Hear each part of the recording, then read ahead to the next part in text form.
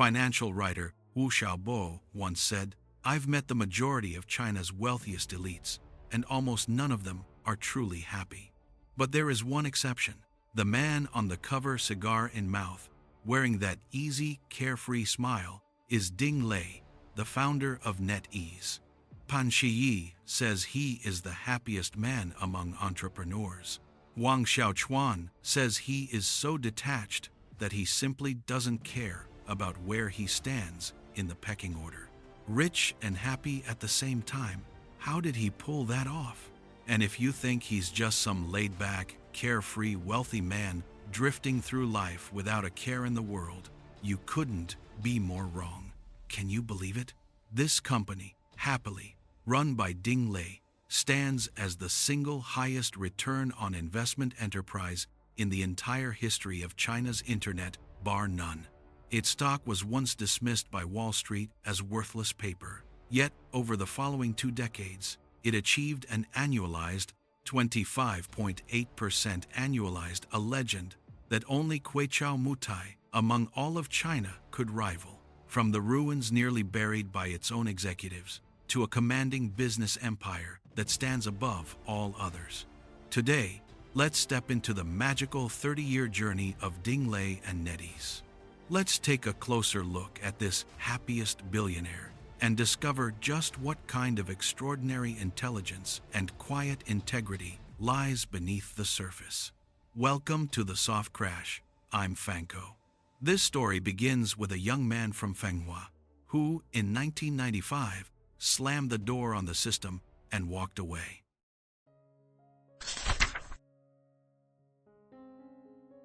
Ningbo, Fenghua, the hometown of Chiang Kai-shek, a land of clear mountains and gentle waters that gave rise to emperors and generals, merchants and scholars alike.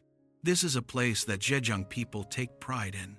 There's a stubborn streak that runs deep in the bone, a refusal to turn back once a path is chosen. In 1971, Ding Lei was born here. From a young age, he loved tinkering with radio equipment. A transistor radio, just a decorative object in other children's eyes, was in his hands, both a toy and a textbook. By middle school, he could already build one from scratch. A misconnected wire, a miscalibrated setting. He had the patience to track it down, piece by piece. In those days, personal computers didn't yet exist, but this habit would later lead him down a path in life that was completely different from most of his peers.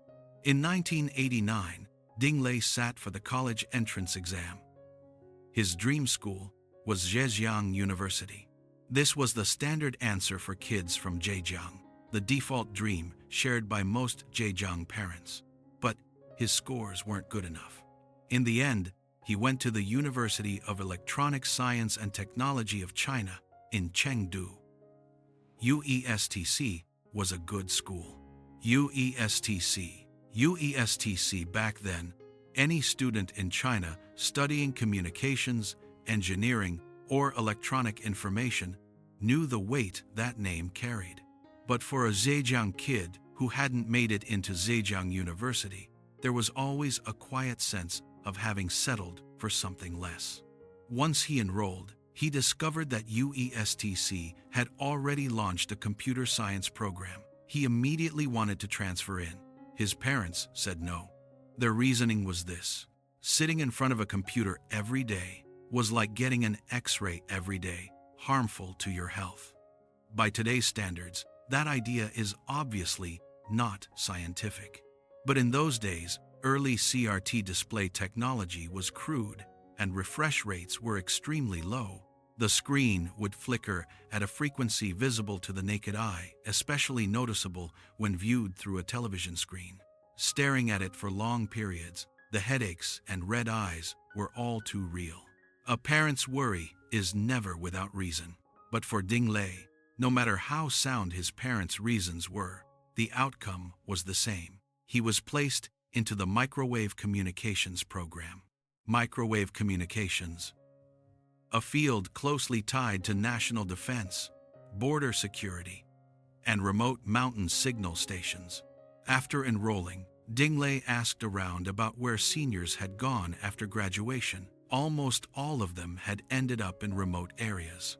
Some went to Xinjiang, some to Inner Mongolia, some to remote communications towers deep in the mountains, places you'd spend half the day just trying to find on a map. He studied it for a while, and the more he thought about it, the more unsettled he felt. It wasn't that the major was bad, it was that the direction was wrong. What he wanted was something else entirely. So he began living a peculiar kind of college life. On one hand, he'd cross half the campus every day just to sit in on classes at the computer science department. Programming languages, operating systems, database theory. If there was a class he could sit in on, he was there. Whether or not it had anything to do with his own field, he would sit down and listen, and whenever something went over his head, he'd go home and look it up himself. On the other side of things, when it came to his own major in microwave communications, he took a highly efficient, exam-focused approach. For each course, in the week before the exam, he would buckle down and cram the key material by sheer memorization. Then, the moment the exam was over, he wiped the slate completely clean. Not a single question would he ever look at again. He recalled later that his mindset back then was simple. Communications got by on memory, computers ran on passion. He was doing both, but his heart was only in one of them. What truly changed his direction was a book. During his college years, he stumbled upon a book about TCP/IP protocols. TCP/IP is the foundational protocol that powers communication across the internet. In the early 1990s, this technology had just taken shape, and almost no one in China was talking about it, let alone treating it as the future worth studying. How did Ding Lei even get his hands on this book? He tried every trick he could think of, treated a classmate to a meal, and only then managed to borrow it. He didn't know it then, that meal had bought him the starting point of his entire career. He read that book over and over again. TCP/IP packet formats, network layered models, routing protocols for a student majoring in communications, both unfamiliar and captivating to him. He later compared this experience to how Steve Jobs had sneaked into calligraphy classes in college. Those books you read in college, just out of curiosity. It's all about connecting the dots. If you have no genuine interest, everything just passes before your eyes, like fleeting clouds, and in the end, nothing stays with you. This is a line he would come back to in many speeches over the years. Only much later, looking back, would he understand just how much that book had meant. In 1993, Ding Lei graduated from the University of Electronic Science and Technology. His major was a direct match, and following his assigned placement, he returned to Ningbo and joined the Ningbo Telecommunications Bureau, an iron rice bowl. A government post, stable work, close to home. His parents could rest easy. This was China in the 1990s. Some people had already taken the plunge into private business, but the iron rice bowl was still the option that gave most parents the greatest peace of mind. The Telecommunications Bureau was a desirable place to work. The communications industry was receiving heavy state investment, riding high as one of the fastest-growing sectors of the time, and a position there came with the security of a government institution. Ding Lei knew it himself. This was a starting point that countless people would have killed for, but he just couldn't stick with it. In a speech he gave at Zhejiang University, he said two things. First, seniority ruled everything. Young people had no real opportunity. Second, it was repetitive and mundane, with no pioneering spirit whatsoever, deeply unpleasant work to do. Ding Lei had, at his core, a zero tolerance for anything that left him feeling unfulfilled. He refused to stuff himself into a mold of unhappiness just for the sake of security. That wasn't self-pity, it was a simple statement of fact. His dissatisfaction with the iron rice bowl wasn't born of poverty or mistreatment. It was because that job simply couldn't give him what he was after: the chance to explore, to build, to create, to do something truly meaningful in a fast-changing field. During his time at the Ningbo Telecommunications Bureau, one particular thing gave him a sense of direction. He came across FidoNet. FidoNet was the earliest online community in China before the internet existed. It ran on BBS dial-up technology and didn't require an internet connection to operate. Users from across the country dialed in over telephone lines, connecting to local FidoNet nodes where they posted messages, chatted, and exchanged ideas. In that era, the very act of having access to this technology was itself a filter. These people were among the earliest seed users of China's internet. Ding Lei set up a FidoNet BBS station in Ningbo, and through it, he got to know a group of people. Friends online from the south told him, "Things are moving fast. Down here in Guangzhou, it's close to Hong Kong. The mindset is open, and there are plenty of opportunities in the internet space. You should come take a look." In 1994, he borrowed a classmate's account and quietly connected to the outside internet at a time when China had not yet officially gained access to the World Wide Web. To access the outside internet, you had to go through several roundabout routes using the education network or other special channels. Then he opened Yahoo, an ordinary English web page, yet for a Chinese person encountering the internet for the first time in that era, it was like opening a door they had never seen before. On that page, there was a search bar, there were categories, there was content, there were links. It was a complete, self-contained doorway into another world entirely. He stared at that page for a long time. "If I don't get out now, it'll be too late. I'll be bored to death in here." Those were the exact words he used when he recalled that moment afterward. At that moment, he made a decision. In 1995, Ding Lei handed in his resignation. Back then, this was a highly unusual thing to do. The leadership was completely caught off guard. He said to Ding Lei, "In the entire history of our telecom bureau, not a single college graduate has ever voluntarily resigned. Pay attention to the weight of that statement." This was before university enrollment expansion, when college graduates were still a scarce resource. College graduates, assigned by the state, were considered people of real weight in the eyes of their work unit.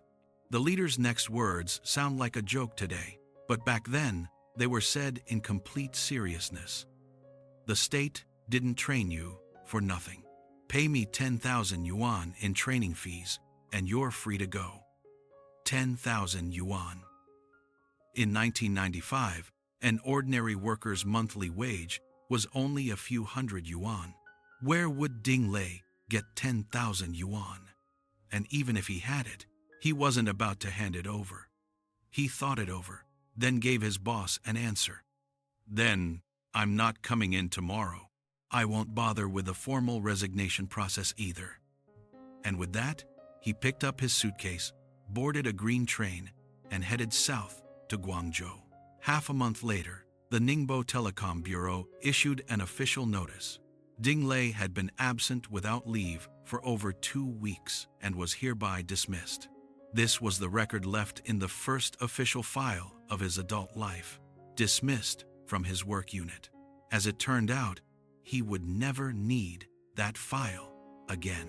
When he arrived in Guangzhou and Shenzhen, he first made his rounds, meeting up with friends he'd gotten to know through BBS.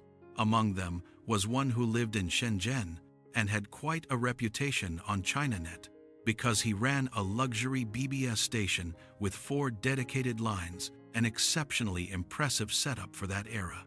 His name was Ma Huateng. The two talked about entrepreneurship, about BBS, about software, about what opportunities might emerge on the internet. That was 1995. Pony Ma had no plans to start a business yet. It would be 3 more years before he founded Tencent. But that conversation was a way for the early internet pioneers of that era to recognize one another. We all knew what was coming. We were just still feeling our way forward. How to get in? Ding Lei wandered around Guangzhou and felt the city suited him. He decided to take it slow, find a job, get a feel for the place, and worry about everything else later. In May of 1995, he joined the Guangzhou branch of Sybase, a globally renowned database company, and spent a solid year doing hands-on database technical work. While this wasn't the internet, it was at least genuine computer technology, nothing like the seniority-driven, repetitive work culture he had experienced at the Ningbo Telecom Bureau. A year later, he left for Fiji. Fiji was an ISP, an internet service provider, in the process of building South China's first public-facing BBS system, called Firebird BBS. This was one of Guangdong's earliest online communities, connected to the ChinaNet backbone network and open to the general public. At Fiji, Ding Lei got his first real taste of what working on the internet truly meant: building products, setting up systems, and understanding users. It was also here that he met two people who would profoundly shape his destiny.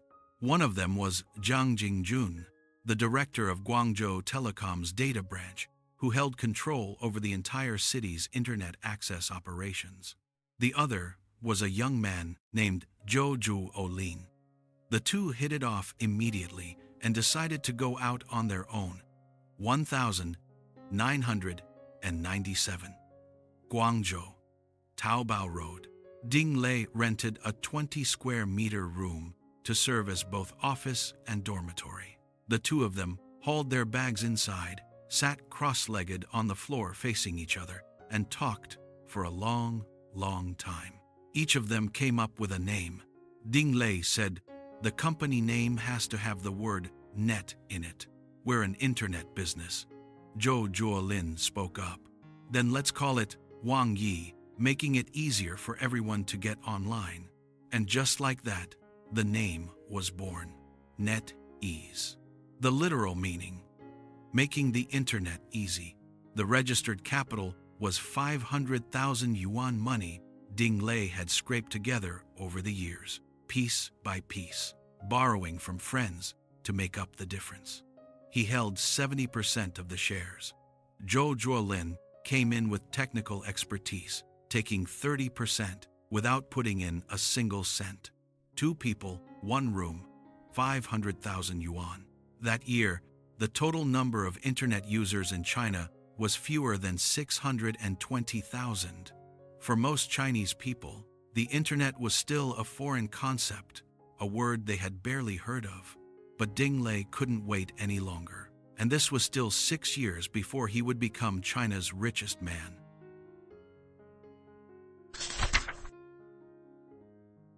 After NetEase was founded, what was its first product? It was something called Yeah, a Chinese search engine. Even the page name had an exclamation mark, giving it an energetic flair.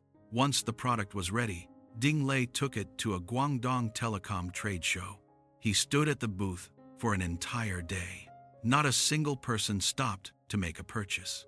For Ding Lei, this was an important lesson.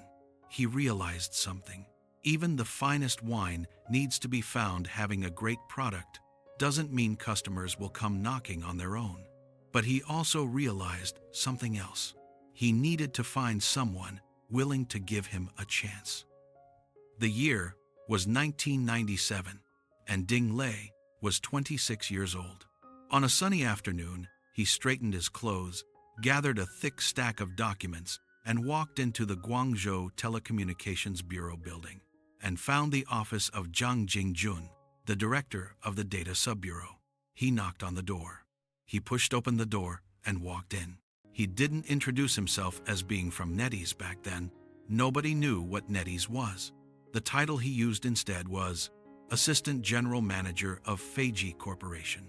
Fiji was a name that carried some weight in the early internet circles, and it was enough to get him a seat at the table. Zhang Jingjun gave him half an hour. Ding Lei placed the stack of documents on the table, 56 pages in all. The title read, A Proposal for Enriching and Developing ChinaNet. ChinaNet was the backbone network of China's internet at the time, operated and built by the telecommunications system. Zhang Jingjun was the key person responsible for connecting Guangzhou to this network. In the report, Ding Lei wrote down a conclusion, one that reads as perfectly ordinary today. But back in 1997, China's internet growth is slow, not because of poor infrastructure, not because access fees are too high. The root cause is this: once users get online, there's nothing to look at. The internet's problem is not a hardware problem, not a money problem, it's a content problem. To solve the content problem, his solution came down to three things: a search engine, personal homepages, and free email. These three things today, they are the basic infrastructure of the internet, used by everyone every day. But back in 1997, almost no one in China was taking them seriously. Zhang Jingjun later recalled that the way Ding Lei spoke reminded her of another young man who had pushed open that same door 2 years earlier, Tian Suning. Tian Suning was one of the key architects of China's early internet backbone infrastructure. It was he who negotiated and secured Guangzhou's connection to the internet. He had that same kind of energy, Zhang Jingjun said. Great talker, young, full of passion. Sometimes when you said you didn't understand, he would just get even more enthusiastic and explain it all over again, going on until you finally got it. And so, he decided to help this young man.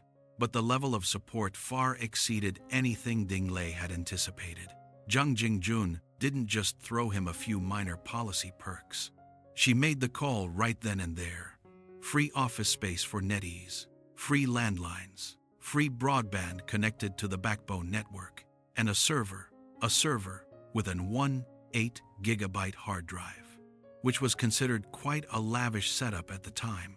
This was essentially the entirety of NetEase's early fixed assets.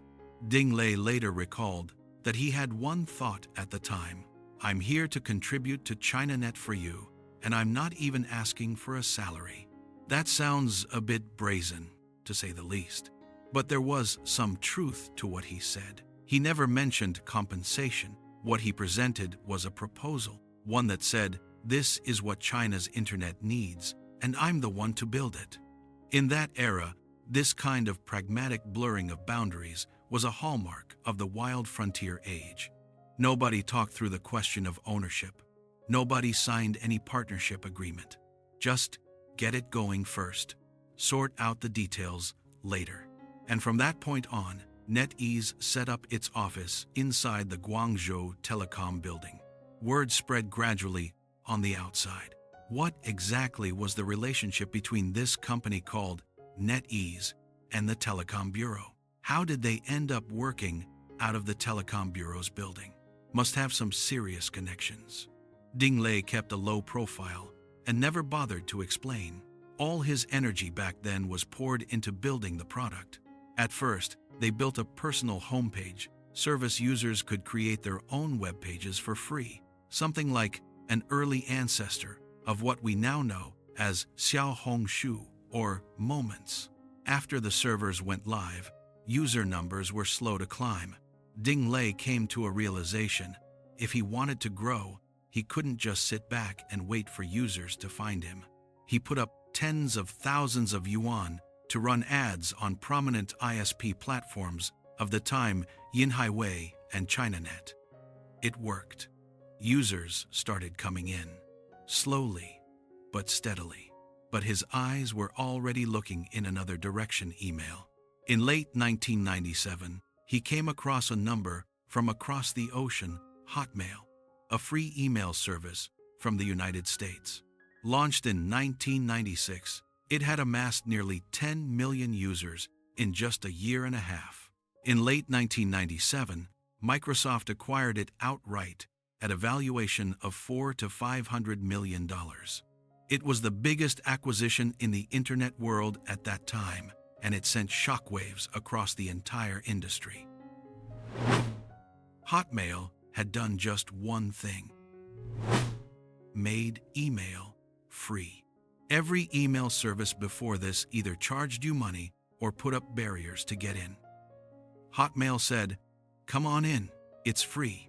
Users flooded in like a tidal wave. A year and a half, 10 million users, at a speed no one could have imagined.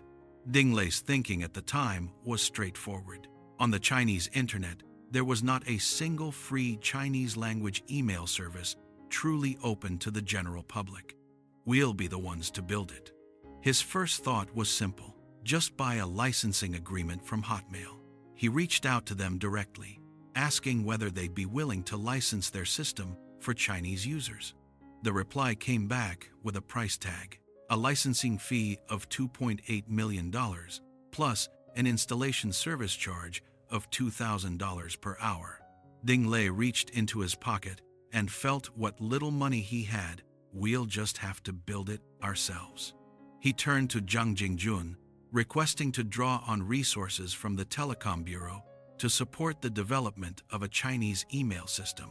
Zhang Jingjun was fully behind the idea and began filing requests up the chain of command. Then came the long wait. First attempt rejected, second attempt rejected, third attempt rejected. Veto.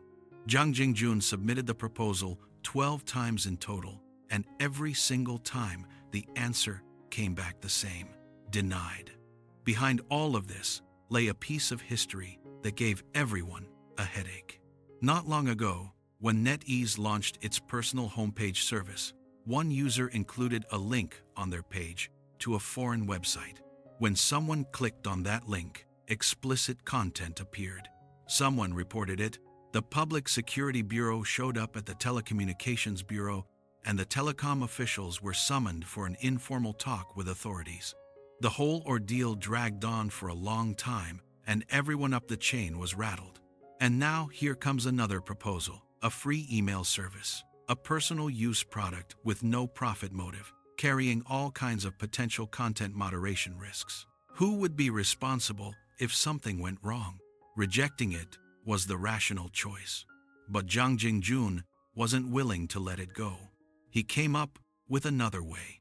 He used the name of Fei Hua Company, a subsidiary under Guangzhou Telecom, and under the guise of purchasing technical services, wired 1.19 million yuan to NetEase to purchase this Chinese email system capable of supporting 300,000 users. It was a buyout deal, one lump sum payment. Fei Hua would operate the system independently, and once NetEase collected the money, it would have no further share of the profits and no equity stake whatsoever. For Ding Lei, that 1.19 million was barely worth the trouble. Hardware procurement and database systems alone ate up nearly 75% of the total cost. After all the deductions, what was left was barely enough to cover payroll. But what he was after wasn't the profit from this single deal. What he had in mind was, "I've set the standard right here with the Guangzhou Telecom Bureau. I've got a proven success story. When I take this to telecom bureaus in other provinces down the road, do I really need to worry about opportunities? One entry ticket is worth more than a short-term profit." This was one of the earliest signs of Ding Lei's business instincts. He never just looked at the immediate move. He was already calculating the second step, the third step. The 16th of March, 1998. This day was written into the history of China's internet. China's first fully Chinese language, publicly accessible free email system officially went live. The domain name was 163.net. So why the name 163? That was the standard dial-up access number of that era. Just like people today know to dial 911 inches an emergency. Back then, anyone who had ever been online knew the number 163. Before registering this domain name, Ding Lei did something that almost nobody noticed.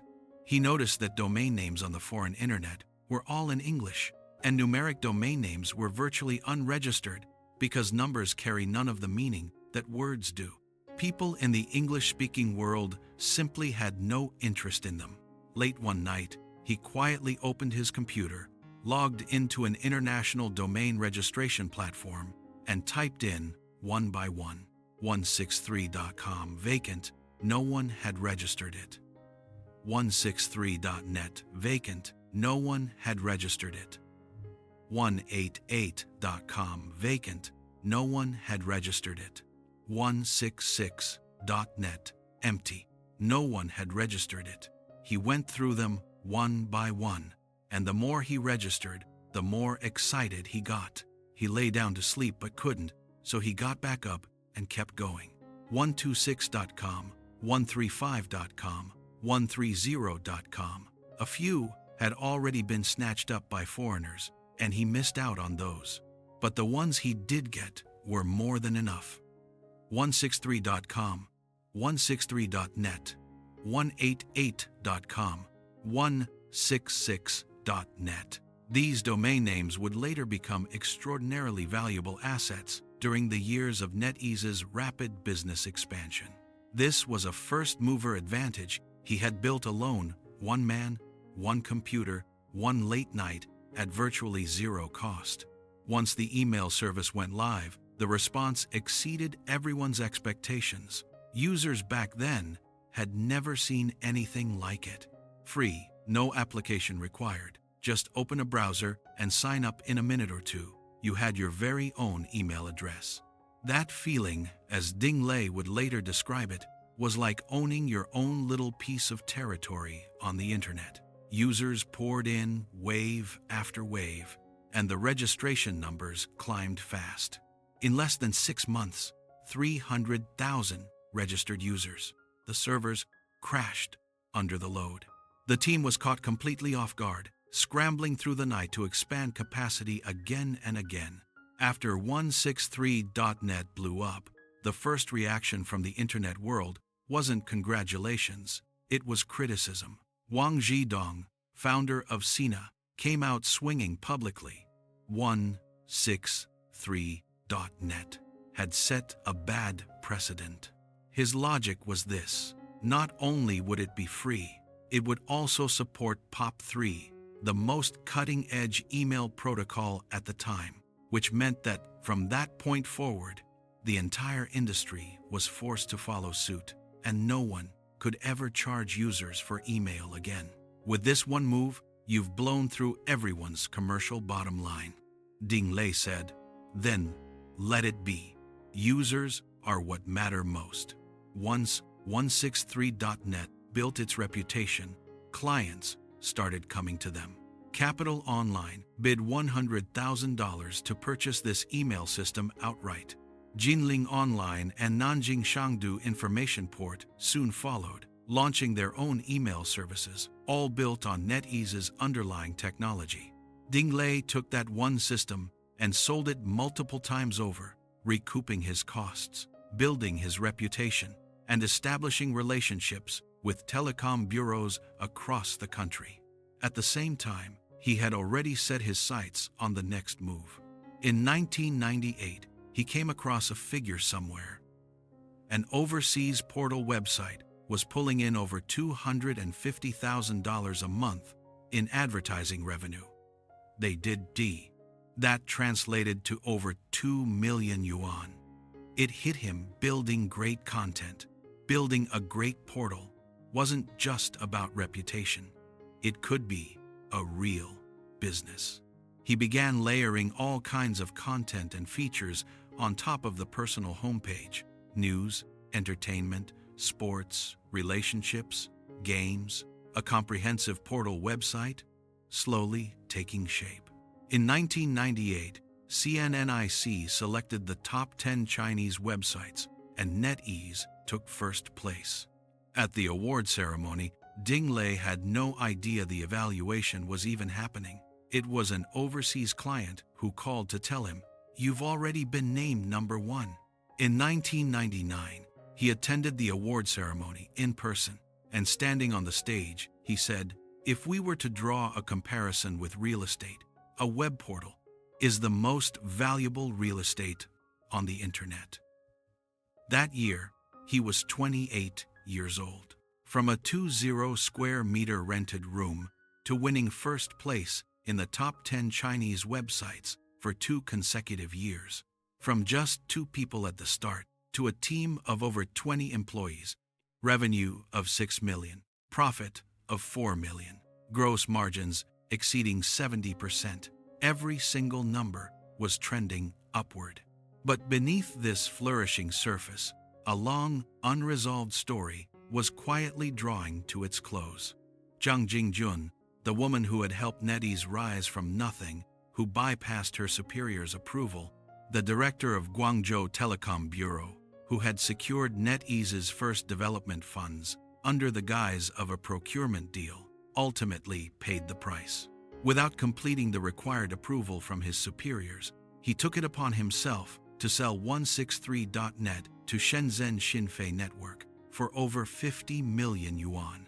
It was state-owned assets being sold, so all the proceeds went to the institution. He didn't pocket a single cent. What he did receive was a notice of dismissal. They say he cried. It was a child he had nurtured into existence with his own hands. Through his connections and efforts, 163.net had grown from nothing into China's first fully Chinese-language free email service. Through his repeated reports and behind-the-scenes maneuvering, it had secured the resources and funding it needed to grow. Then, the child was sold off, and he himself was shown the door. 163.net was later sold to Tom Online, a company under Li Ka-shing's empire, and continues to operate today as a business email service. The man who had once burned everything for it had long since vanished from the annals of internet history. In the story that followed, people only remembered NetEase, only remembered Ding Lei. Few people still remember Zhang Jingjun.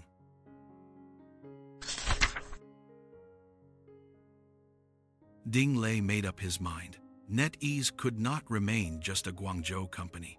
In 1999, he made a bold move, holding a high-profile press conference at the Great Wall Hotel in Beijing to announce that NetEase was heading north, relocating its headquarters to the capital. The reasoning was straightforward. To do business on a national scale, you had to plant your roots in Beijing. The internet needs fertile policy ground, media exposure, and recognition from the capital markets, and all of that was in Beijing. Being close to the capital, that was the first step toward going public. That year, he was 28 years old.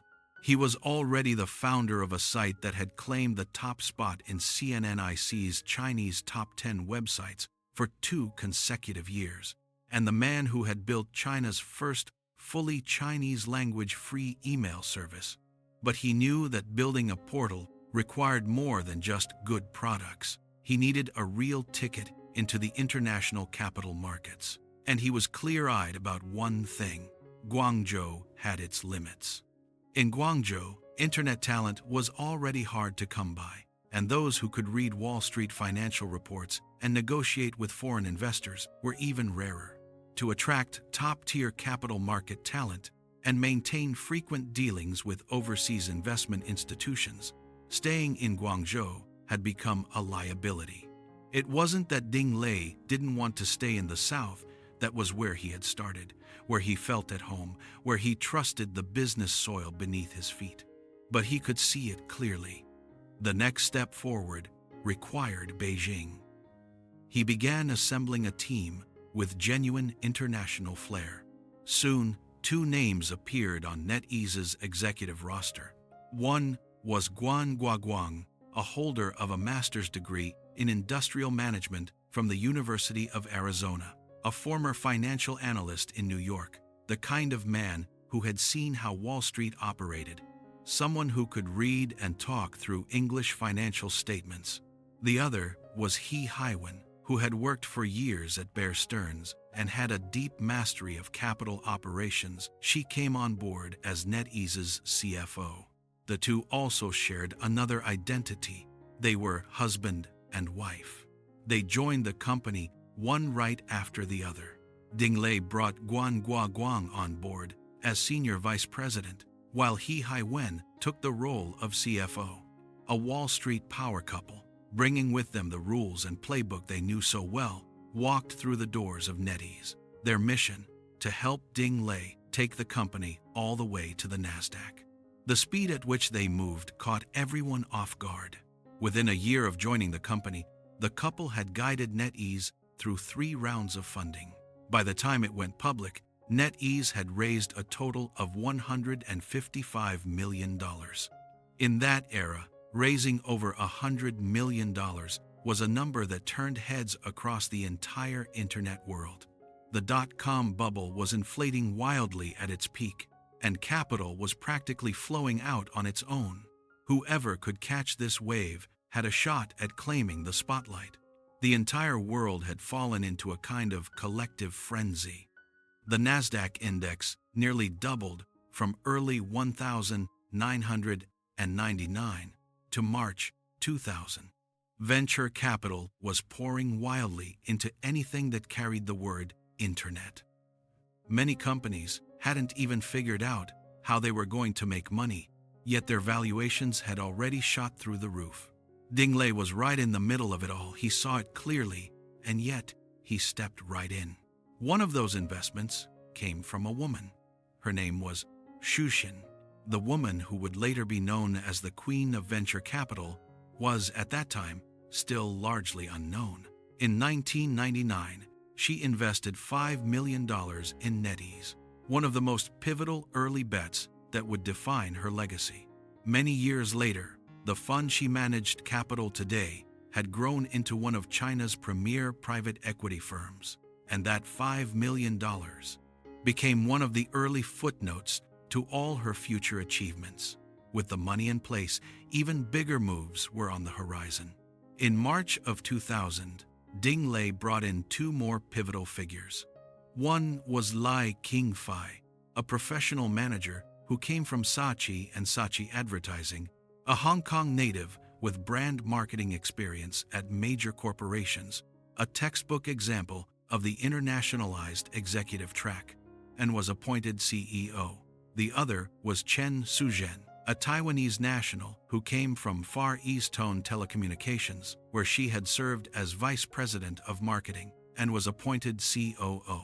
A Hong Kong and Taiwan core team, paired with Wall Street elite in that era, this was the management combination most appealing to international capital markets. Ding Lei's decision was decisive and complete. He stepped down as CTO, devoted himself entirely to product, and handed full operational control of the company over to a team of professional managers. It was his most honest admission of limitation during that period. He knew he was a product person, not an operator. He knew the capital markets had their own language, and he wasn't yet fluent in it, so let someone who could speak it do the talking. Everything was in place. All they needed now was the right moment. June 30th, 2000. On the Nasdaq, NetEase went public at an offering price of $15.50 per share. Ding Lei personally held more than 58% of the company's shares. On that day, in Guangzhou and Beijing, NetEase employees gathered together, watching the numbers flickering across the screen. They felt the weight of that moment. A company that had started in a cramped 20-square-meter rented room on Taobao Road in Guangzhou had finally made its way onto the American capital market stage. No one could have known that this very day was also the beginning of their nightmare. The Nasdaq index, after reaching its all-time peak in March of 2000, began to collapse. The dot-com bubble burst first in the United States, then swept across the globe like a wave, crashing into every internet company on Earth. NetEase's stock price had been falling since the day it went public, without pause. By year's end, it had dropped below $5. Then, 2001 arrived, and it kept falling. At the start of that year, the first wave of senior executives began to walk out the door. In January, He Haiwen and Guan Guoguang, a married couple, announced their resignations simultaneously. Right behind them was another vice president, Ma Xiaowen. They had come carrying Wall Street's rules and the tools of capital. When they left, they took with them Wall Street instincts and a verdict on a sinking ship. And that verdict was not without basis. As executives walked out the door, the cracks within only grew deeper. Between Ding Lei and his professional management team, there was always an unspoken boundary that no one had clearly defined. Who was really in charge? He stepped back into the role of CTO, but he was the founder, the largest shareholder, a man with an instinctive, almost primal need to control the company he had built. The professional managers had their own operating logic, their own Wall Street way of answering to the numbers. Two sets of values can coexist in good times, but in bad times, they turn into conflict. On the company's books, a problem was quietly brewing.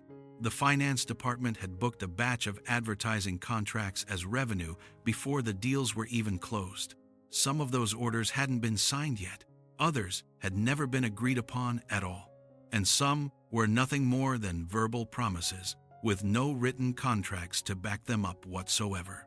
Yet, all of them were entered into that year's financial report and counted as booked revenue. The annual net income had been inflated to $7.9 million. Ding Lei only found out about this later. "I was too young back then. I trusted management too much." He said this later in a speech at Zhejiang University. His tone was calm, no anger, just the quiet reflection of someone who had already walked through those years.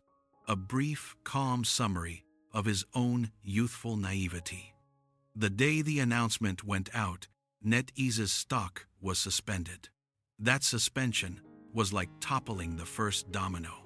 And with it came the final straw that would shatter the fragile peace among the management team once and for all. In the dead of night, in May 2001, CEO Li Jinghui, cornered by scandal and the suspension of trading, abandoned all pretense of dignity. He printed and distributed that company-wide letter overnight, accusing Ding Lei of being a power-drunk bull.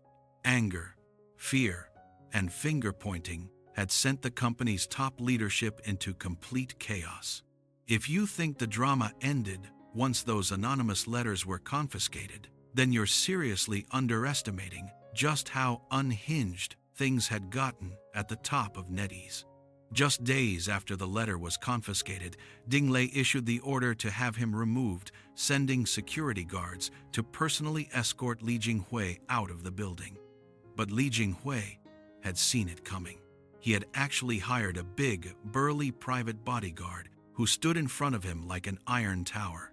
NetEase's security guard stepped forward and sized things up, only to realize they were no match for the other guy's bodyguard. Both sides stood their ground, locked in a standoff.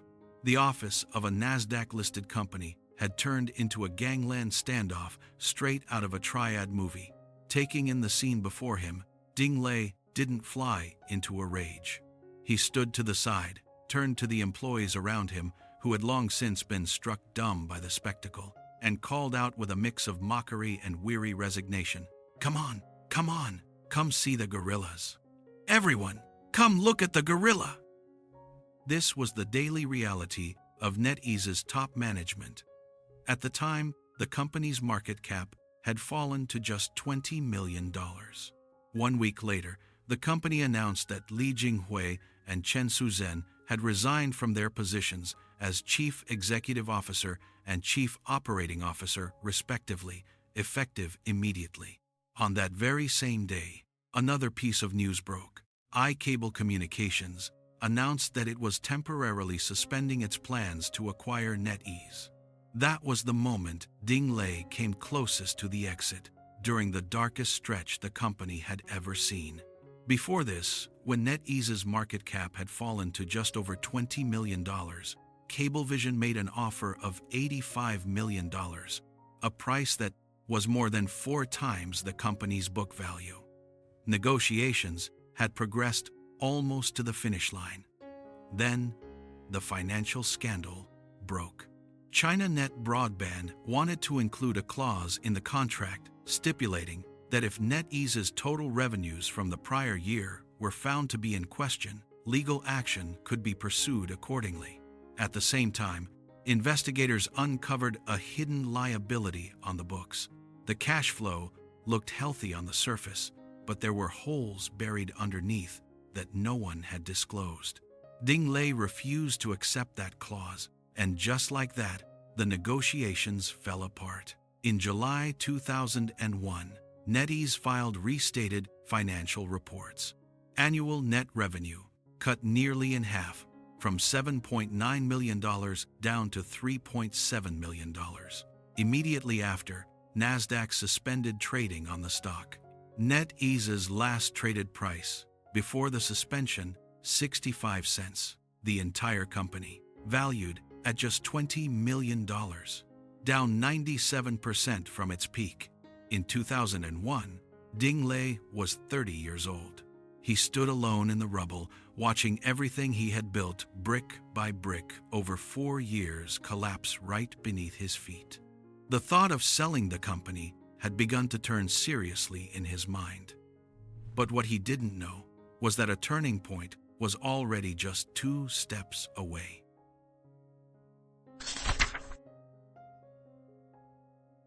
Ding Lei later said that during that period, he was deeply troubled. A company that used to make money had suddenly stopped making money.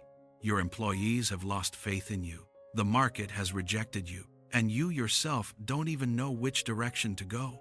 He didn't hole himself up in the office every day.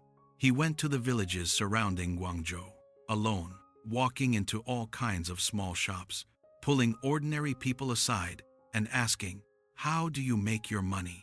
The button sellers, he asked. He asked the zipper sellers. He asked the computer sellers too.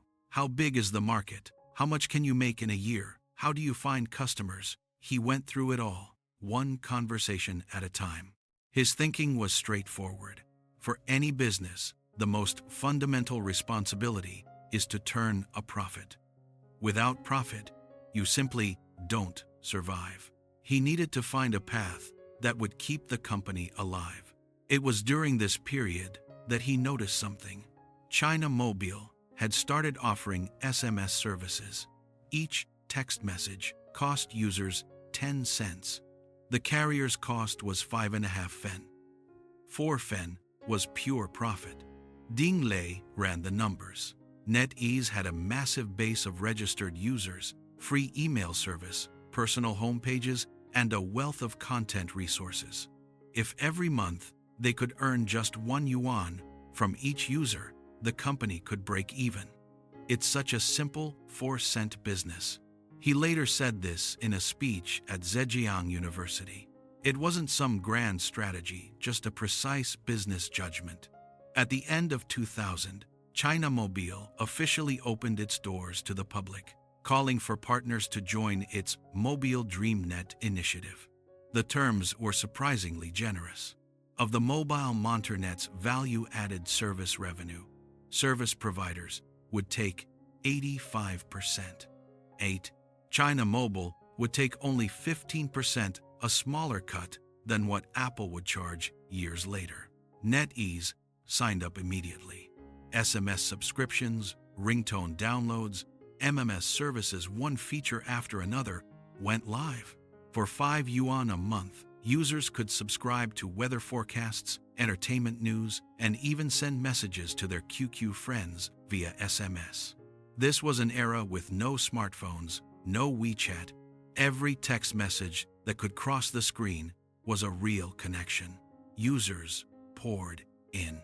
NetEase became the first portal to turn a profit through China Mobile's Montrenet platform. And this move didn't just save NetEase. Sina and Sohu followed suit with SMS subscription services, and they survived too. Tencent struck its very first pot of gold through QQ's SMS messaging service, and as many would later say, Mobile DreamNet rescued an entire generation of Chinese internet companies, giving them room to breathe a full 2 years ahead of their American counterparts. By 2003, Mobile DreamNet had amassed over 60 million users. In 2005, a viral song called Mouse Loves Rice racked up over 5 million ringtone downloads, pulling in more than 10 million yuan for the year. It shattered the physical album sales records of that year. and forever changed how the Chinese music industry viewed digital distribution. The company was saved. But Ding Lei wanted more than just survival. During that period, one question kept turning over in his mind. Whenever NetEase came up with something new, Sina and Sohu would follow almost immediately. Once a feature launched, competitors could replicate it within 2 weeks. The portal model had no real competitive moat. He needed to find a direction that couldn't be copied. And he thought of games. That idea had first come to him back in 1996. Born in 1971, Ding Lei first got his hands on an Apple computer at the age of 16. The reason he learned the basic programming language was simple. He wanted to make games. He noticed that many people had become absolutely hooked on text-based online games known as MUDs, or multi-user dungeons. He kept turning over one question in his mind. What would happen if you took a text-based MUD and turned it into something graphical? He decided it was time to act. First step, find a partner. He reached out to EA, whose graphical MUD was called Ultima Online. He also reached out to Sony, which had a title called EverQuest. Both were among the most elite online games in the world at that time. Both companies gave the same answer. "We don't work with Chinese companies, you're all pirates." Some didn't even let him through the door, pushing him straight out of the meeting room. Ding Lei offered no further explanation. He turned around and found a small local Guangzhou team starting up in a hotel room, 6 or 7 people, working in bare-bones conditions. It was almost the same scene as when he had sat cross-legged in that 20-square-meter room on Taobao Road back in 1997, founding NetEase from scratch. The man leading the group was Wu Yufu, known in English as Fisherman, a native of Shanwei, Guangdong, and a graduate of Jinan University. Making games was his destiny. The game they built was called Tianxia, meaning all under heaven, one of China's earliest graphical online games. Within just a few months, it had amassed hundreds of thousands of users, but the business model never quite clicked. The team had already begun laying off staff. Ding Lei met with Wu Yufu, and the two sat down for a conversation. Right then and there, a deal was struck. Roughly 10 million yuan, and the entire company was his. After the merger, NetEase made a bold announcement. They were developing a brand new Eastern-style online game, Fantasy Westward Journey. But why Fantasy Westward Journey? Because Stephen Chow's 2-part film, A Chinese Odyssey, spread through pirated DVDs and university online forums, had already become a spiritual symbol for an entire generation. The game, originally greenlit internally, was simply called Journey to the West, but the team felt the name was too plain. A Chinese Odyssey clicked instantly.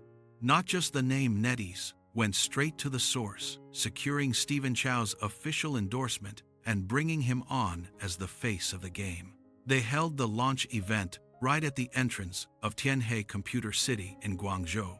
They set up stalls, selling on the spot. Stephen Chow showed up in person. Halfway through, the city inspectors arrived. In the ensuing chaos, what was the first game launch event in Chinese online gaming history to feature a celebrity endorser came to an abrupt and embarrassing end. When the game officially went live, things only got worse. Technical problems came one after another. The most absurd was a looping bug. In an attempt to fix the game, crashes. The programmers wrote a program that would automatically restart whenever a crash was detected, but with so many bugs, the game kept crashing, and the client was stuck in an endless loop of restarting. Players would launch the game, wait a minute, watch it restart, wait again, restart again, on and on, with no end in sight.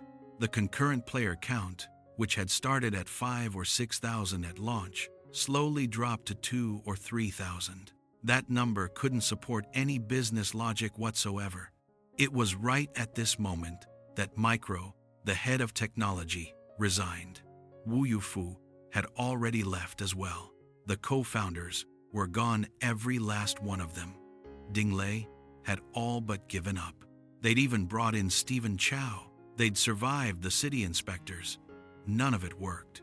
Then, one person stepped forward. His name was Zhang Zhonghui, known in the industry as Ding Dong, a seasoned veteran who had clawed his way up from the front lines as a programmer. The first version of Fantasy Westward Journey was a disaster.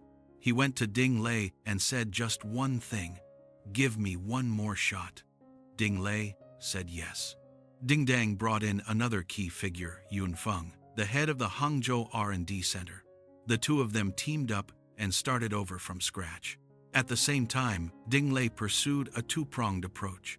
On one side, he kept Ding Dong pushing forward with in-house development. At the same time, he licensed a Korean game called Riston Tale, charging players ½ yuan per hour. It worked.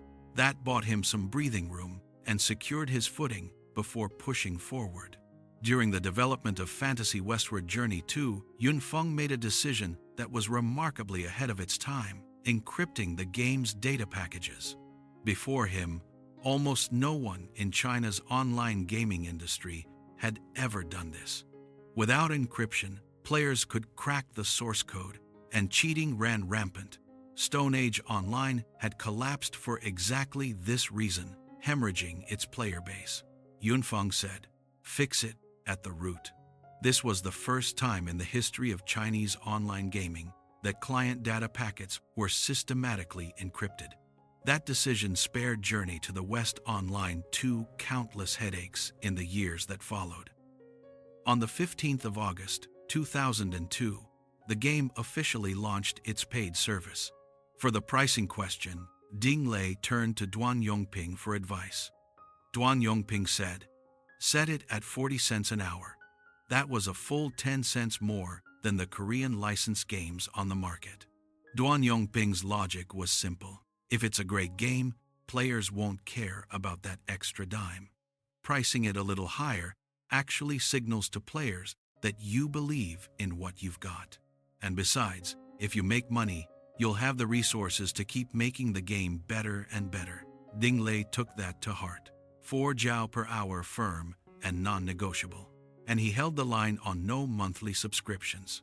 Because a monthly subscription makes players feel anxious that if I don't play enough, I'm losing money, fostering the unhealthy mindset of spending 10 hours a day glued to the game that was not the outcome he wanted. What he wanted was for players to genuinely enjoy the games, not to be held hostage by them. And slowly, the numbers began to climb. In 2002, NetEase was relisted on the Nasdaq. In 2003, the stock price launched from that once mocked low of $0.65, racing all the way up to $70, a gain of over 100-fold. Wall Street slapped a new label on NetEase, the top-performing stock on the Nasdaq. That year, among all publicly listed tech stocks in the American market, not a single one could match its gains. Ding Lei and his wife spent over $2 million buying back a large number of NetEase shares. Duan Yongping, back when the stock price was at rock bottom, put in almost every dollar he could get his hands on, acquiring 6.8%. This became the most legendary all-in move in the history of Chinese internet investing, and one of the starting points for his later nickname, Duan Buffett. The queen of investment, Xu Xin, did not sell off her position during the downturn. Instead, she doubled down and added to her holdings at the very bottom. Mid-October 2003, Hurun and Forbes released their China rich lists one after another. Number 1, Ding Lei, with a net worth of $1.076 billion, 32 years old. The first entrepreneur in the history of Chinese internet to reach the top of the rich list. 2 years earlier, his company had nearly been sold off, valued at little more than scrap paper. 2 years later, he stood at the very pinnacle of China's business landscape, someone asked him what it felt like to be the richest man in the country. He thought for a moment, then said 4 words, clear-eyed, about the world. I suddenly shot up out of 1.3 billion people, telling everyone, I've got more money than all of you. I always felt like, maybe, somewhere along the way, something went wrong. He never quite made peace with that title, richest man in China. It always felt to him like some kind of mistake. During those years, he witnessed too many people more capable than himself.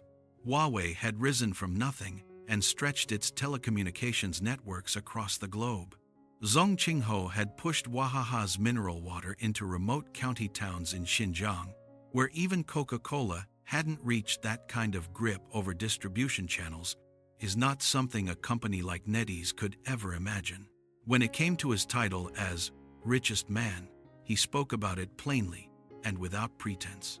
And Sun De-ki, the man who helped him through that dark period, did not end up with a billionaire's ending.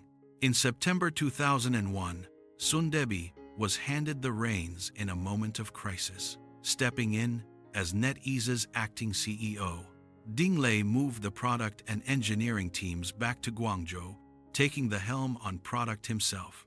Sun De-bi held down the fort in Beijing, keeping personnel, finance, and sales from falling apart. 2 fronts, each doing its part, slowly righting a ship that was already taking on water.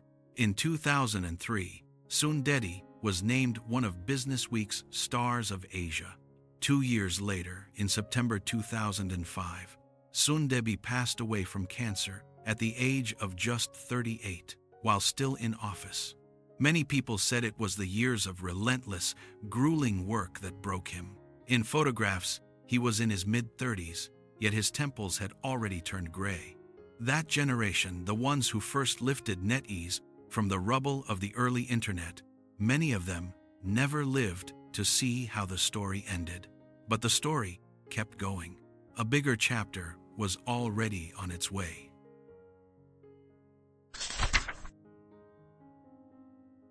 In the fall of 2002, the servers for Fantasy Westward Journey 2 had barely started charging players when they were already buckling under the load. Ding Dang stood in the hallway of NetEase's gaming division, watching the programmers working late into the night, knowing full well that this was only the beginning. But he never imagined that the next person to change NetEase's fate was standing just a few steps away in the customer service department, answering a complaint call from a player. That person's name was Shu Bo, a middle school education, just past 20 years old. Shu Bo's childhood was like a piece of porcelain that someone had once hurled to the ground and shattered. When he was young, his family was surprisingly well off. They owned an Atari game console. Atari, the premium toy of that era, something only middle-class American families could afford in a Chinese household of the 1980s. It was the kind of luxury that bordered on fantasy. He grew up in front of that machine, and the word games was carved into his very bones. But his mother left early. The family was in debt. He dropped out of high school and stepped into the world just like that. No diploma, no connections, nothing in his pockets. He went to work at an internet cafe, managing the place. This was the path many young men with no prospects chose in those days. But Shu Bo was different. He didn't go to work at the internet cafe just to scrape by. He went because the internet cafe had games. Most of the money he earned went straight into online games. And the deeper he played, the deeper he got pulled in. He got completely hooked. Most of his paycheck went straight into Journey to the West Online. And the deeper he fell into it, the more he came to know the game inside and out. Every stat, every system, loophole, he had them all figured out. That's how he caught NetEase's attention, and he officially joined the company as a game customer service representative. From internet cafe network admin to full-time employee, the whole journey took him just a few years. Back then, it seemed like nothing more than an ordinary start to a career. But what he did next was anything but ordinary. Most customer service reps would finish a call, log a quick note, mark the issue resolved, and move on. After every complaint call, Shubo would sit and think carefully. What was the underlying design flaw behind the issue the player was complaining about? Was this number tuned wrong? Was there a flaw in the reward logic for this level? Did the economic system carry a built-in risk of collapse? He wrote all of these thoughts down, page after page, dense with notes, until they piled up into a thick stack. He wasn't doing customer service. He was reading the underlying logic of a game through the eyes of a player. That kind of focus set him apart from the team quickly. Ding Dang took notice of him, pulling him straight out of the customer service team and promoting him into the game design group, where he became a project planner. When Journey to the West 2 went into development, Shubo gathered all his thoughts and put them into a report, over 30 pages. This was a design proposal written by a young man with nothing more than a middle school diploma, submitted to the Journey to the West 2 project team, page after page, packed, dense, with words, filled with his understanding of game design, from the architecture of the economic system, to the pacing of the quest structure, to the integration of social features, to the mechanics of player retention, not flights of fancy, but solid, grounded analysis, built on real player feedback. Every single point could be traced back to a real voice he had heard over customer service calls. Ding Dang finished reading and didn't say a word right away. After a moment, he turned to Shubo and said, "It doesn't fit." The design direction for a Chinese Odyssey 2 had already been set. There was no room for 30-odd pages of ambition. But Ding Dang did not send him away empty-handed. He picked up a stack of documents from the desk materials for a Chinese Odyssey 1, the game that had Stephen Chow himself show up to promote it, got shut down by city inspectors, the game that became notorious for its permanent restart bug, and ultimately limped to a slow death, and slid it across the desk to Shubo, saying just one thing: Journey to the West 1 is yours. Do whatever you want with it. Shubo took it. He requested one programmer from the company. The entire team, 3 people. They spent over half a year building a game they called A Chinese Odyssey. The name was borrowed from the Journey to the West film series. A Chinese Odyssey, Cinderella, was one of Stephen Chow's 2-part Journey to the West films, paired alongside A Chinese Odyssey, Pandora's Box. This game ran on the Journey to the West 1 engine. Shubo had poured his own ideas into it, but what came out in the end still wasn't good enough. There was vision, it had spark, it had soul, but it wasn't ready to ship. That's when another person stepped in. His name was Ding Yingfeng, a seasoned lead game designer with real depth in the industry, years of experience under his belt, and a thorough understanding of every stage of game development. He was everything Shubo was not: systematic, formally trained, and steady. Shubo was a self-taught genius who grew up outside the system. Ding Yingfeng was a formally trained expert. The two of them partnered up. They made 2 critical decisions that would completely change the fate of this game. The first decision: scrap the entire art style. Journey to the West 2 had already claimed its territory, with that classic, realistic art style rooted in the original mythology. If this new game went down the same road, launching it would be nothing more than competing against themselves. They scrapped the entire art direction and rebuilt it from scratch, going cute, going cartoon, round and pudgy, candy-colored, a complete departure from Journey to the West 2. That decision opened a door. Traditional online games catered primarily to a core audience of young male players, grinding monsters, leveling up, conquering territory, with competition at the heart of everything. Switching to a cute chibi art style meant they could attract female players, they could attract casual players, it could draw in players who looked at Journey to the West 2 and thought, "This is too hardcore, it's not for me." The game's potential audience suddenly expanded dramatically.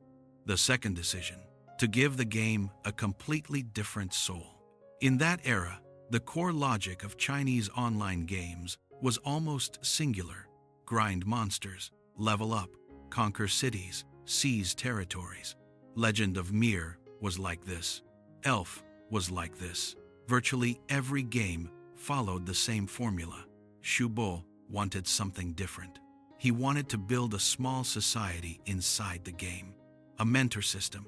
You could take a veteran player as your master, they'd help you level up, and you'd do odd jobs for them in return. A marriage system. You could enter into a union with another player and live out a whole stretch of life together inside the game.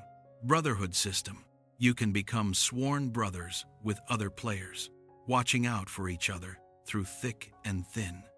Gang system. You can join or create your own gang, carving out your own territory and building your reputation.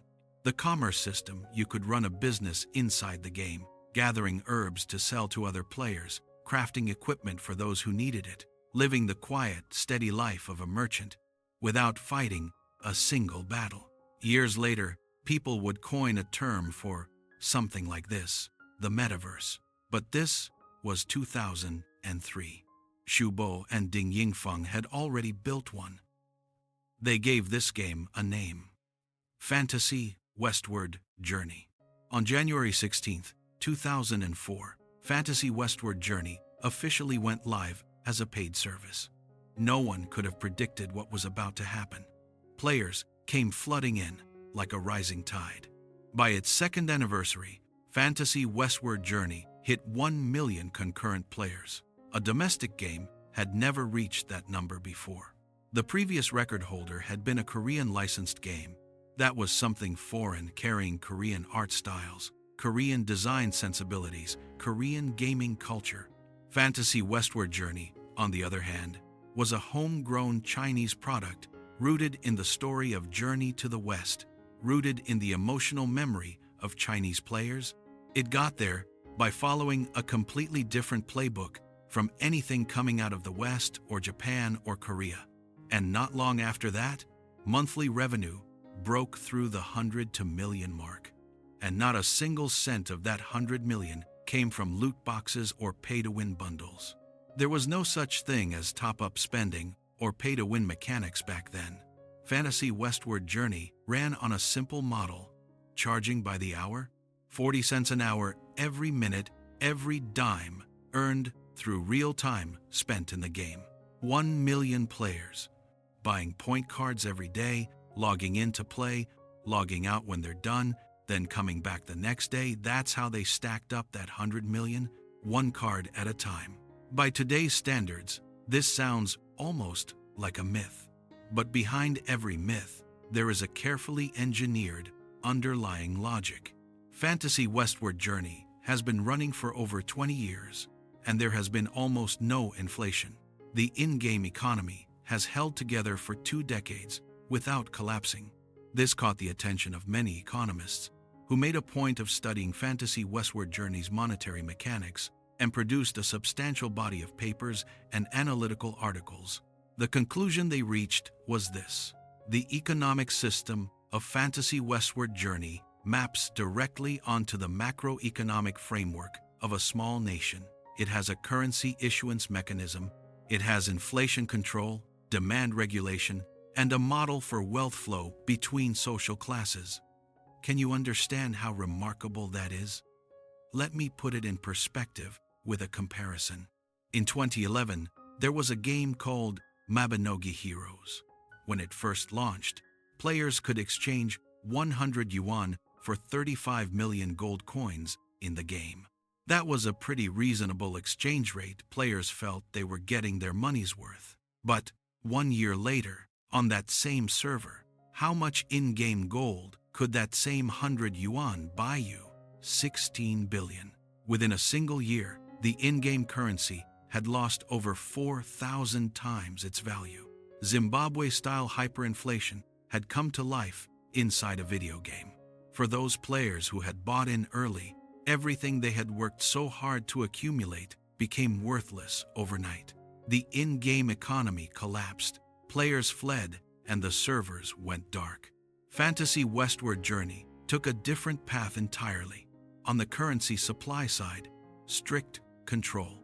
The gold coins in the game can almost only be earned by completing quests, and every single quest is tied to a time limit no matter how high your account level is.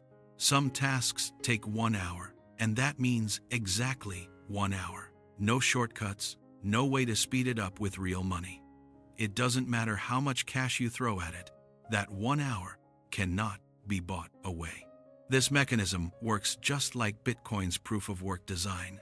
It binds currency issuance to real time, making it impossible for the money supply to inflate rapidly. The currency consumption side, multiple rigid anchors. The money you earn gets funneled into a long list of unavoidable expenses inside the game: equipment repair costs, skill training fees, gem synthesis fees, the daily upkeep for your house and estate, as well as the various unavoidable expenses that come with leveling up.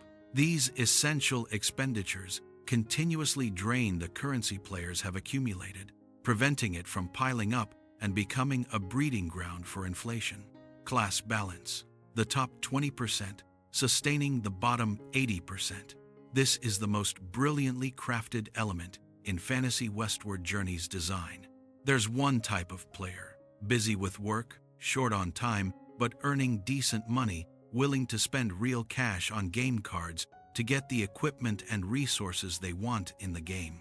Then there's another type of player, plenty of time, not much spare cash, willing to grind through a dozen hours of quests, earning in-game currency and point cards to sell to the first type of player in exchange for real-world income.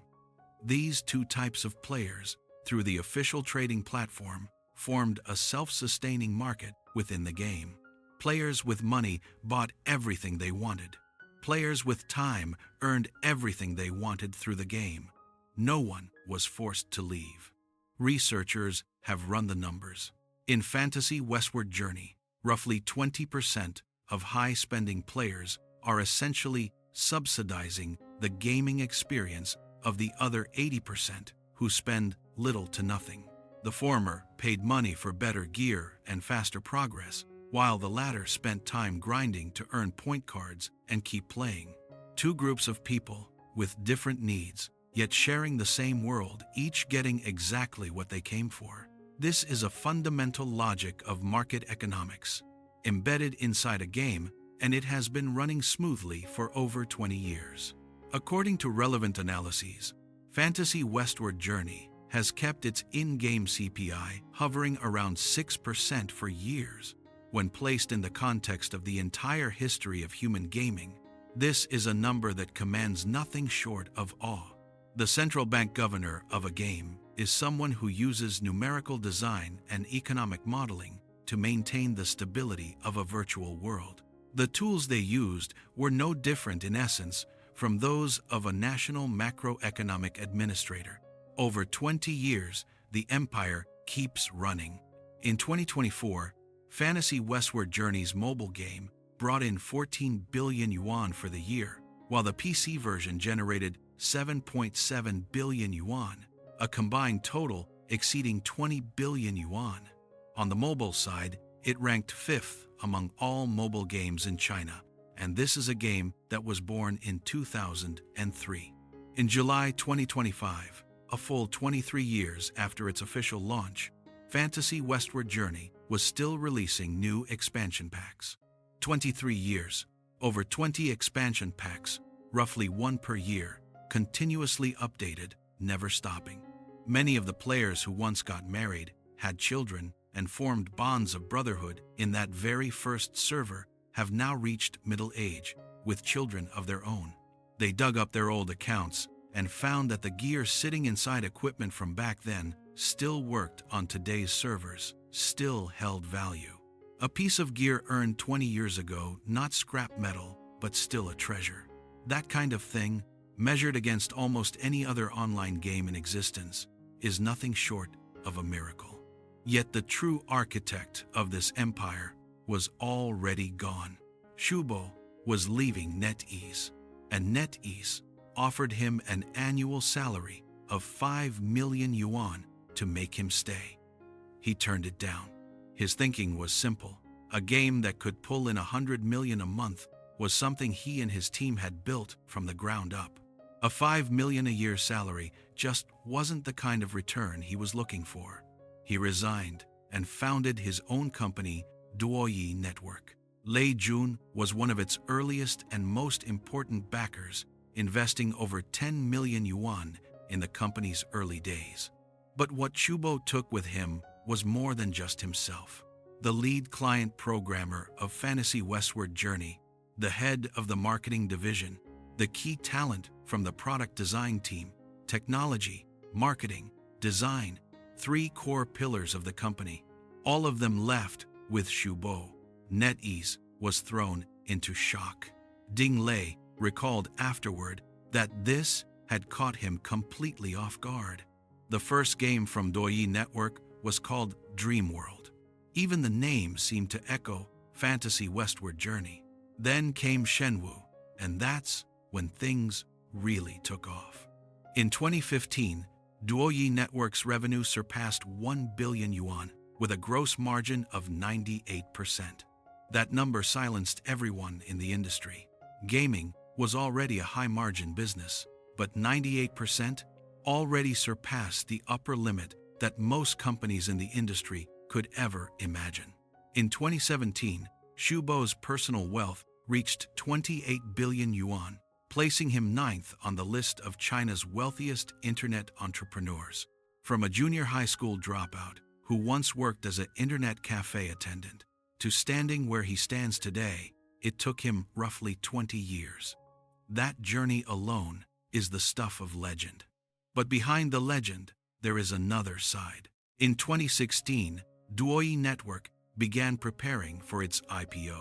NetEase suddenly filed a lawsuit against the company, seeking 15 million yuan in damages, alleging that Douyi Network's core technology originated from Fantasy Westward Journey and that proprietary technical assets had been misappropriated. Douyi Network withdrew its IPO. Around the same time, Shubo began stepping into the public eye in a very different way. He publicly declared himself the creator of the virtual network world. He pushed pop-up notifications to all players across every server of his games, personally filing reports against Fang Zhouzi and offering bounties of up to 1 million yuan, promising every player who shared the post a 30 yuan in-game gift pack. He treated hundreds of millions of players as his personal servants, mobilizing them to fight his private battles. His company culture operated on a complete emperor's logic. Phones had to remain locked during work hours. Colleagues were forbidden from addressing each other by name and were required to use code names instead. Employees were forbidden from adding each other on WeChat or having any private contact outside of work. Employees who had been with the company for a full year were required to send the boss a red envelope, a monetary gift, to express gratitude for a year of so-called mentorship. Failed to do so, and you were branded as someone who lacked gratitude, someone who wouldn't last long anyway. In 2020, he announced to the entire company that business was going well and that employees were welcome to voluntarily take a 10% pay cut. Douyi's official statement then claimed that 93% of employees voluntarily participated.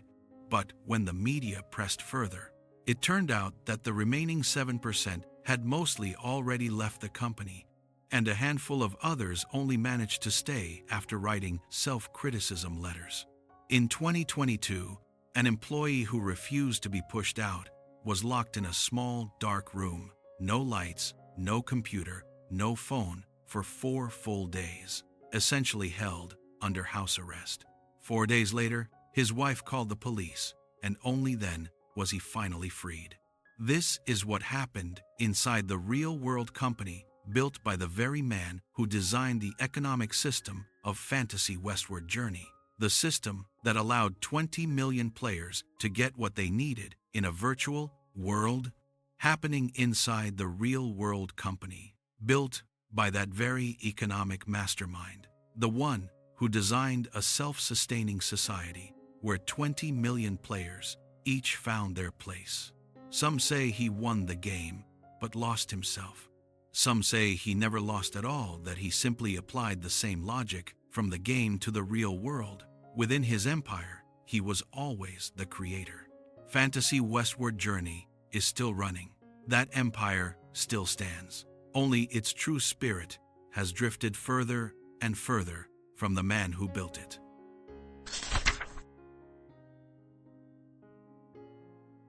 The story of Fantasy Westward Journey is the most brilliant chapter in NetEase's history. But Ding Lei didn't stop there. He kept moving forward. But the way he moved forward was different from most internet companies of his era. By 2005, NetEase's gaming business already accounted for more than 60% of the company's total revenue. A portal website had transformed into a gaming company in less than 3 years. And then, Ding Lei started moving in a different direction. NetEase rolled out a string of products over the years. In 2002, the instant messaging app NetEase Popo. In 2015, the cross-border e-commerce platform Kaola. In 2016, the NetEase Yangshuan ODM e-commerce platform. And also in 2016, there were the black pigs from NetEase Wei Yang. He personally loves pork and felt that food safety in China was a real problem, so he went ahead and started raising pigs himself. Some of these products made it, some didn't, but they all share one thing in common. They were all things Ding Lei personally wanted to build. Youdao came from his belief that a truly great search and education tool was worth building. NetEase Cloud Music came from his conviction that China needed a music platform that genuinely understood music. NetEase Yangshuan came from his travels around the world, where he discovered a vast range of high-quality products made in China that simply weren't available back home. He wanted to bring them back and sell them to Chinese consumers. NetEase Wei Yang Black Pig came about because he wanted to eat pork he could actually trust. In 2016, at the Wuzhen Internet Conference, Ding Lei brought his pork to the dinner table. Zhang Chaoyang, Lei Jun, Wang Xing, and Zhou Hongyi were all there, and they all sat down to eat the pork from his farm. Critics said these pursuits were too whimsical, too unfocused, lacking any real strategy. But Ding Lei didn't care. One line he said has been quoted over and over again since: "I have no idea what capital operations even are." A lot of companies today are obsessed with mergers and acquisitions. I'm the last person who would dare do a merger or acquisition. I just don't understand it. That was from a speech he gave in 2005. He meant what he said. For years afterward, NetEase remained one of the largest internet companies in China that made the fewest acquisitions. But Ding Lei's philosophy of never do what you're not good at came with a price, and in another area, it cost NetEase dearly. Many people grew rapidly during NetEase's early years and then chose to leave and start their own ventures. This was directly tied to Ding Lei's approach to equity ownership. Ding Lei has never been fond of distributing equity to others. For decades, he has maintained a firm grip on more than 45% of NetEase's shares, making him the founder with the highest personal ownership stake among all major Chinese internet companies. This made NetEase's equity structure highly concentrated, but it also meant that the core talent who had spent years building the company from within, it was nearly impossible for them to share in the company's growth through equity. Those who couldn't be kept had no choice but to leave. Editor-in-chief Tang Yan left in 2011 and founded Momo, the app that helped millions of people rediscover the idea of connecting with strangers. Deputy Editor-in-chief Fang Sanwen left in 2010 and founded Xuechu, the platform that transformed how an entire generation of investors access financial information. Editor-in-chief Li Xueling walked away and founded YY, known formally as Joy Y, one of the founding pillars of China's live audio streaming industry. Deputy Editor-in-Chief Zhang Rui left in 2011 and founded Chunyu Doctor, which became one of the most influential internet healthcare platforms in China. Vice President Li Yong, after leaving, went on to incubate Yuanti Library and Yuan Tutoring, which would later become one of China's largest online education companies. It is said that when Li Yong handed in his resignation, Ding Lei, a man long known for being tight with money, offered him 1 million yuan in stock options on the spot, hoping to keep him. It didn't work. Li Yong left anyway. But Ding Lei had someone deliver those stock options to him. All the same, he couldn't keep the man. But he made sure the money followed him out the door. This is the truest nature of NetEase's Whampoa Military Academy. Entrepreneurs left to strike out on their own. Some made it, some didn't. But most of those who left had little resentment toward NetEase or Ding Lei. Some say NetEase trained a generation of people and then sent them out into the broader Chinese internet industry. Others say this was the price of Ding Lei's equity logic. He held on to the company, but he couldn't hold on to the people. Between right and wrong lies a set of real choices that had to be made. This path of staying true to one's roots, Ding Lei has walked it for 30 years. Over those 30 years, the internet industry rode wave after wave. O2O, P2P, live streaming, short video, new energy, the metaverse, with every new wave, drew countless companies rushing in, all shouting, "The wind is here, ride it now," only to find, when the tide went out, nothing left behind but a graveyard of shipwrecks. Ding Lei stood on the shore, and almost every single time, he chose not to jump in. If he couldn't understand it, he wouldn't touch it. If it wasn't his strength, he wouldn't touch it. If something felt off to him, he wouldn't touch it either. In 2019, NetEase Kaola, the cross-border e-commerce platform, was sold to Alibaba. It was a decision that caught many people off guard, a perfectly good business, and he just sold it? But in Ding Lei's eyes, this was the other side of staying in your lane. If something isn't working, don't dig in your heels. Walk away in time and pour your resources into what you're actually good at. In 2024, everything he had held on to translated into a single earnings report. Total annual revenue of 105.3 billion yuan. Net profit of 29.7 billion yuan. R&D spending came in at 17.5 billion yuan, 16.6% of revenue, higher than Tencent. Market cap, $81.2 billion, ranking 7th among Chinese internet companies. Shareholding, stake, 45.5%. That figure stands as a solitary peak on the list of China's internet titans. At the same time, Pony Ma held just 8.72% of Tencent. Jack Ma held less than 5% of Alibaba. Richard Liu held 11.7% of JD.com. And Lei Jun at Xiaomi held just 23.4%. Through more than 40 years of trials and tribulations, Ding Lei held on to those shares that others had let slip away. And because of that, on the Hurun 2024 China Rich List, he claimed the 6th spot, with a personal fortune of 200 billion yuan, surpassing the likes of Jack Ma, Wang Xing, Li Yanhong, and others. Then there is one number that truly silences the room. Since its IPO, NetEase's stock has delivered an annualized return of 25.8%. Over more than 2 decades, only 2 Chinese companies have managed to deliver a return on equity above 20% almost every single year. One is Mutai, the other is NetEase. When Duan Yongping went all in at rock-bottom prices, this was exactly what he was betting on.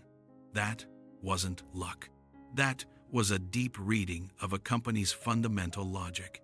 Beyond the financials, there is something else perhaps even more worth talking about. Wu Xiaobo, the financial writer, is one of the people who knows the most Chinese billionaires personally. In one interview, He said that there are roughly 15 top-tier billionaires in China, and he has personally met about 2/3 of them. Of all those he had met, almost none of them were truly happy. Then he paused and said, there was one exception, Ding Lei. Pan Shiyi has said something similar.